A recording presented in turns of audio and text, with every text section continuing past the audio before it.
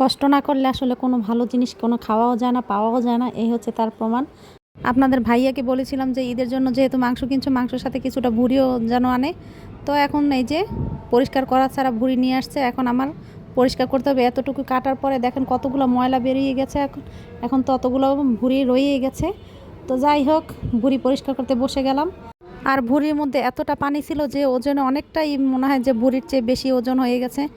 যাই হোক, 2 ঘন্টা যুদ্ধ করার পরে অবশেষে ভুঁড়িগুলো পরিষ্কার করে কাটতে পারলাম। এরপর কিছুটা অংশ আমি ভুঁড়ি রেখে দিয়েছি ফ্রিজে, আর কিছুটা আমি রান্না করব।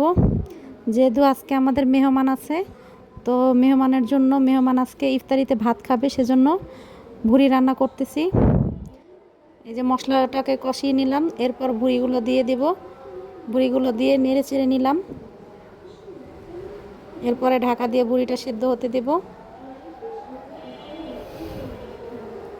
আমার অনেক ভুঁড়ি পছন্দ। আপনাদের কার কার কাছে ভুঁড়ি এরকম পছন্দ কমেন্টে জানাবেন। তো ভুঁড়িটা কষানো হয়ে গেছে। এখন এর মধ্যে কিছু আলু কেটে রেখেছিলাম, সেগুলো দিয়ে দিব। দিয়ে নেড়েচেড়ে আলুটাকে ভালো করে সেদ্ধ করে নেব। অন্যদিকে ডাল বসিয়ে দিয়েছি।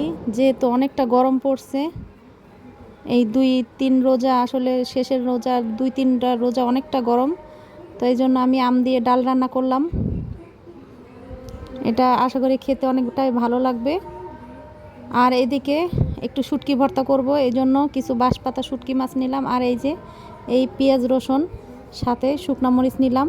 এগুলোকে একসাথে ধুয়ে তারপরে একটু তেল দিয়ে এইভাবে আমি একটু পানি দিয়ে এইভাবে সেদ্ধ বসিয়ে দিয়েছি। আমি এইরকম করেই এই শুটকিটা ভর্তা বানাই। এটা খেতে দারুণ লাগে এইভাবে করলে। আর এই যে ভুঁড়িটা কমপ্লিট হয়ে গেল। এখন উঠানোর আগে একটু গরম মশলা গুঁড়া আর জিরা গুঁড়া দিয়ে দিলাম। পানিটা শুকিয়ে গেছে শুটকির। এরবারে আমি এই যে যতটুকু তেল আছে এর মধ্যে সুন্দরভাবে একটু ভেজে তারপরে তুলে নিব।